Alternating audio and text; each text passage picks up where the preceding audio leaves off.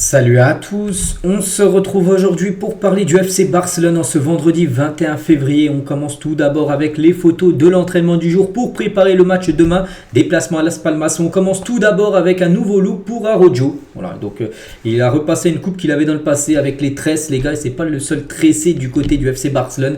Il y a Rafinha également qui a la même coupe actuellement. Donc voilà une petite photo des deux. On peut continuer avec Poku Barsi lors de l'entraînement du jour. Lamine Yamal bien sûr, qui était présent toujours avec son bandage à la main droite. Je sais toujours pas ce qu'il a eu. C'est vrai que normalement il y a des infos qui fuitent surtout sur le Barça, mais là je sais pas ce qui s'est fait en gros la main. Lamine Yamal, mais bon ça n'empêche pas bien sûr de jouer au football. Et la team des vainqueurs aujourd'hui avec par exemple Alejandro Balde, on peut avoir Jules Koundé, Fermin Lopez, Lamine Yamal qui a accroupi avec Balde, Lewandowski ou même Frankie de Jong. Donc voilà, il y a un petit tournoi à la fin de l'entraînement. C'est cette équipe qui s'est imposée. Les unes aujourd'hui, Mundo Deportivo Sport, je le montre tous les jours, c'est le moment de montrer. Tout d'abord, Mundo Deportivo, ça parle plutôt du tirage au sort. Parce que là, quand je fais la vidéo, il est 10h00, tiens, exactement 10h pile. Donc le tirage au sort, c'est à midi. Donc je ne connais pas encore, bien sûr, ça sera qui l'adversaire du FC Barcelone. Mais on sait, ça devrait être un des deux clubs, soit le PSG, soit le Benfica. Donc voilà, ça, on en reparlera bien évidemment demain. Mais n'hésitez pas à mettre en commentaire ce que vous pensez, bien sûr, du tirage du FC Barcelone. Donc voilà, ça sera à midi tout à l'heure. Le Barça saura s'il affronte le PSG ou le Benfica au prochain tour de cette Ligue des Champions. Et le Barça aussi, donc en gros le groupe de supporters du FC Barcelone peut déjà demander des billets dès ce vendredi, dès aujourd'hui, pour les matchs des huitièmes de finale de Ligue des Champions à Paris ou Lisbonne, parce qu'oubliez pas que le match aller se jouera soit Lisbonne ou soit Paris. Ça sera début mars, à peu près dans 2 semaines à peu près la première rencontre. Donc le Barça n'offrira pas de vol, mais organisera éventuellement un bus pour Paris, si c'est le PSG en face. Donc il y aura un bus qui partira de Barcelone jusqu'à Paris pour la rencontre aller. Et si c'est à Lisbonne, peut-être la même chose, je sais pas, c'est pas mis, mais voilà. Les supporters peuvent déjà demander, par exemple aujourd'hui, les billets pour aller regarder la rencontre qui aura lieu à l'extérieur.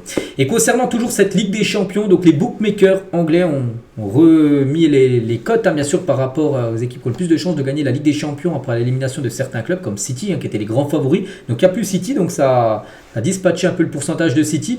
Donc le Barça, troisième équipe, donc 12% de chances pour le FC Barcelone de remporter la Ligue des Champions. Il y a seulement Liverpool et Real Madrid qui ont plus de chances. Après c'est des pourcentages, on sait que la vérité ça se passe, vous le savez tous, sur le terrain. Et aussi le Barça aussi a été placé 11e au classement des clubs de l'UEFA après la semaine de Ligue des Champions. Bon, le Barça n'a pas joué, de toute façon ils étaient déjà directement qualifiés pour les 8e. Donc là en gros c'est le top 11, on va voir le Barça 11e par rapport aux points pris sur les 5 dernières années. Il faut prendre sur les 5 dernières années, tu fais un calcul et on peut voir chaque équipe qui a pris le plus de points, qui a gagné le plus de matchs en LDC, a été plus haut. Donc le Barça a actuellement la 11e position des meilleures équipes européennes d'après ce classement UEFA. On continue avec l'autre une, donc Mundo Deportivo, ça parle du tirage, ça parle également du tirage, le petit encadré rouge, on peut voir bien sûr le PSG, ou Benfica pour le Barça, mais ça parle surtout de Poku Barsi en interview. On va revenir sur quelques déclarations de la part du défenseur espagnol. Donc tout d'abord, nous sommes une famille, en parlant bien sûr du Barça. Donc on dit toujours qu'un défenseur central doit être laid et effrayant, mais vous n'êtes pas comme ça. Un journaliste lui a dit ça. Donc qu'est-ce qu'il a répondu à ça? Poku Barsi, il a dit les temps changent, les générations précédentes sont différentes et les défenseurs centraux ne sont plus aussi forts qu'avant. Avant, ils avaient les cheveux longs, ils avaient un style classique et maintenant nous sommes différents. Voilà ce qu'il a pu répondre à la question du journaliste. Suivre d'autres défenseurs, il a dit j'admire beaucoup Van Dijk parce qu'il s'inspire bien sûr de défenseurs, il s'inspire beaucoup du néerlandais, il a une force physique et une défense incroyable, c'est aussi un grand leader, je le regarde beaucoup, voilà, donc il s'inspire beaucoup de Virgil van Dijk, bonne référence on peut dire. L'ambiance dans le vestiaire, il a dit très bien, nous sommes une équipe qui mélange jeunesse et expérience et la vérité est que nous nous entraidons tous dans tout ce qu'il y a beaucoup d'énergie positive, bien sûr. Des différences entre l'équipe première et la Masia, bien sûr, c'est le grand saut, quand tu passes de l'équipe réserve au groupe pro. C'est le grand saut, c'est tout objectif bien sûr de joueur d'Amasia, c'est de finir en équipe professionnelle. Donc tout est toujours pareil car dans l'équipe première, nous sommes nombreux à venir aussi de la Masia, donc il connaît beaucoup de monde bien évidemment. Nous sommes une famille, un peu le titre du journal Mundo Deportivo, toujours avec Poku Barsi. Donc quand on arrive en équipe première, ça ne change pas grand chose, on n'apprend pas la philosophie du Barça en équipe première, on l'apprend déjà à la Masia. La philosophie, vous savez c'est quoi? C'est le jeu de possession, tout ça, ça a appris déjà à la Masia, donc tu arrives en équipe première, tu n'apprends pas ça, tu l'as déjà appris bien sûr quand quand tu joues en catégorie jeune au FC Barcelone. C'est là qu'ils vous apprennent tout, bien sûr, la Masia, qui est la chose peut-être même la plus importante du côté du FC Barcelone. C'est le poumon du club, en gros.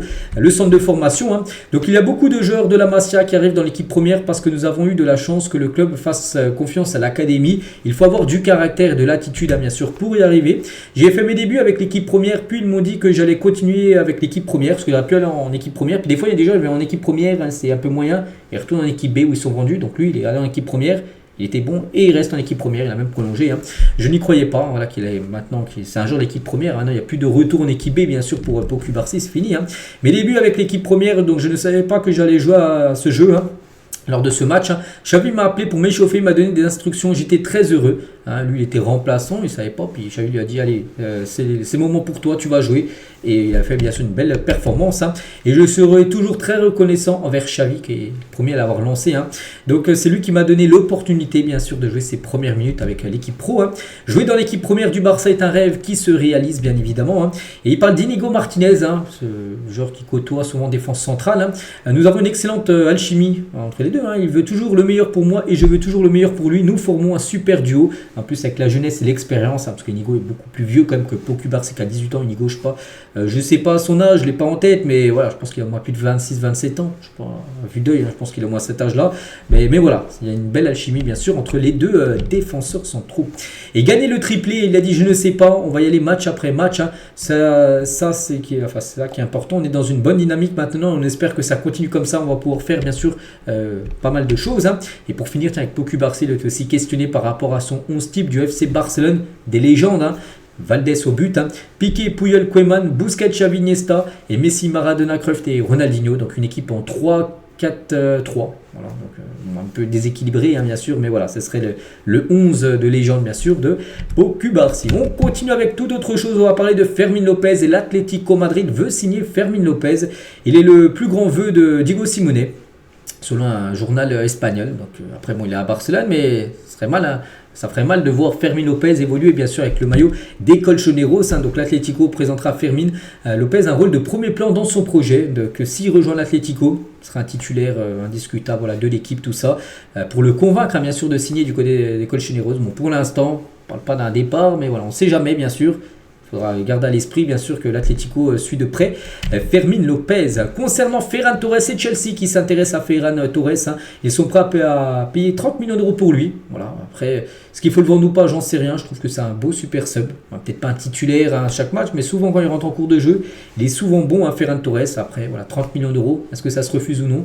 Chelsea qui a déjà beaucoup de joueurs sur contrat, ils aimeraient peut-être avoir également Ferran Torres.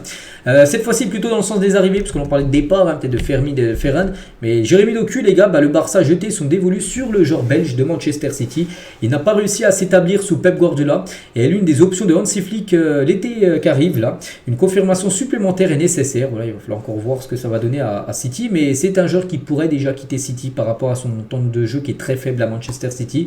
Et Hansi Flick serait plutôt ravi d'avoir un Jérémy Doku. En plus, un ailier gauche. On sait que le Barça cherche des ailiers gauche. On sait qu'il y a Luis Diaz, il y a Rashford, il y a des noms qui filtrent. Nico Williams, même si c'est un peu plus compliqué maintenant, et Doku aussi est une piste. Voilà, une piste en plus, je pense, moins coûteuse que certains joueurs là que j'ai cités juste avant.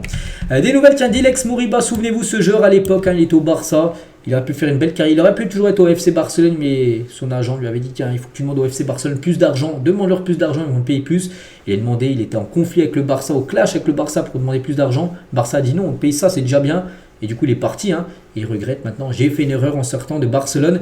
J'étais jeune et je subissais beaucoup de pression, peut-être de son agent, parce que son agent, bien sûr, si son client touchait plus d'argent, donc son agent gagnait aussi plus d'argent. Et maintenant, il regrette parce que peut-être qu'il aurait fait une autre carrière différente, certainement, parce que maintenant, il est dans les oubliettes un peu. Il est parti à Leipzig, mais je ne sais même plus où il joue. Je crois qu'il est revenu en Espagne. Il n'est pas au Celta Vigo, je ne sais plus quelle équipe, mais bon, voilà, Ilex Moriba, c'est dommage. Il avait vraiment des belles qualités. Il sortait de la Masia, mais il a préféré l'argent, on peut dire, au Barça. Et maintenant, il regrette, bien sûr, son départ. Dommage, il a été mal, on peut dire, conseillé dans le passé. L'Atlético Madrid veut parler avec Barcelone au sujet de l'anglais. On parlait de Fermín López, mais l'anglais, bon, lui, il a beaucoup plus de chances qu'il aille là-bas. Pourquoi? Parce que déjà, il joue à l'Atlético. Il appartient à Barça, mais il est prêté à l'Atlético. Ils sont satisfaits de ses performances et aimeraient le garder au-delà de cette saison. Donc, le Barça demande 10 millions d'euros à l'Atlético pour l'anglais, mais l'Atlético veut négocier un prix plus bas. voilà, concernant la situation de Clément Lenglet, c'est plutôt une bonne nouvelle parce que le Barça comme ça pourrait le vendre, en plus le vendre peut-être un prix haut parce qu'ils sont très satisfaits du rendement et c'est un titulaire indiscutable quand même à l'Atlético, Clément Lenglet. Dès quoi montrer la porte de sortie à Christensen, Christensen qui a pratiquement, je ne sais même pas s'il a joué une minute à cette saison, je crois qu'il est blessé, il était revenu, il a une rechute. Voilà, c'est très compliqué cette saison pour lui. Il va partir en fin de saison et parce que le Barcelone a Jonathan Tah en tête pour le remplacer. N'oubliez pas, il arrivera le 1er juillet prochain. Et du coup, il y aura un départ en défense centrale. Christensen devrait bien sûr partir. N'oubliez pas que ce sera plus-value parce que je crois qu'il a encore un contrat d'un an, Christensen, jusqu'en 2026. Donc s'il part, il est vendu. Même s'il est vendu 5 millions d'euros, ce sera toujours 5 millions d'euros dans les caisses du club. Il est arrivé pour 0 euros. Le défenseur danois. En parlant d'un autre danois, Martin Braithwaite, il y a 5 ans, jour pour jour, il est arrivé en 21 février. C'est qu'on n'était même pas en période de mercato. Je sais pas, peut-être il était libre. Voilà. Donc il signait au Barça. Il n'était pas resté longtemps, je crois. Mais voilà, ce jour-là, il avait signé du côté du FC Barcelone. Martin Braithwaite. Lamine Yamal conclut un accord avec Konami pour devenir le nouveau visage d'eFootball, devenant ainsi l'un des ambassadeurs du jeu. Voilà, eFootball, qui est un jeu un peu rival de FIFA. Voilà, donc Lamine Yamal, ambassadeur en gros de ce jeu. Et toujours avec Lamine Yamal, Neymar, son idole. Lamine Yamal a toujours dit que l'idole, son idole c'était Neymar. Et Neymar a parlé de Lamine Yamal, est un grand joueur. Nous partageons évidemment des caractéristiques similaires, les dribbles, tout ça, dans notre style de jeu. Il a tous les ingrédients pour devenir l'une des plus grandes stars du monde. Bien évidemment, déjà 17 ans, ce qui montre, on pense que oui, il deviendra et surpassera certainement, et on espère, un Neymar par rapport à la carrière qu'il a pu faire. Le Real Betis ne voit pas clairement celui de Victor Roque. Donc il n'est pas titulaire maintenant, mais Pellegrini ne veut pas le laisser partir parce que Palmeiras aimerait l'avoir, car elle pourrait être important dehors du banc. Donc voilà, parce que Palmeiras aimerait l'avoir dès maintenant, parce que le mercato brésilien est encore ouvert, mais il faut que le Betis donne son oui. Parce qu'ils l'ont en prêt jusqu'à la fin de saison. Et pour l'instant, même s'il n'est pas titulaire, il a quand même un rôle important en tant que super sub. Et c'est pour ça que ça va être compliqué pour Palmeiras de l'avoir là. Il faudra peut-être attendre l'été prochain pour l'avoir pour eux. Et on finit aujourd'hui avec Chesney, les gars. Donc c'est un journaliste qui a dit Chesney impressionné pour le Barça avec 9 victoires, 1 nul et 5 clean sheets en 10 matchs. C'est pas mal, 0 défaite depuis qu'il est gardien. Justifiant le choix de Flick, remplaçant initialement Pena. Ses performances suscitent des discussions sur le fait de rester la saison prochaine, mais son avenir reste très indécis parce qu'il avait signé jusqu'à la fin de saison, mais on verra en fin de saison ce qui sera, et peut-être il restera une saison de plus, et peut-être Inaki Pena du coup lui partira du FC Barcelone. Donc voilà les gars ce qu'il y a à dire aujourd'hui. N'hésitez pas aussi à mettre en commentaire ce que vous pensez du tirage, que peut-être là je pense vous connaissez l'adversaire du Barça, soit le PSG soit le Benfica. Voilà, on en reparlera bien sûr demain avec toutes les infos concernant ce tirage. Je vous souhaite une très bonne journée et à demain.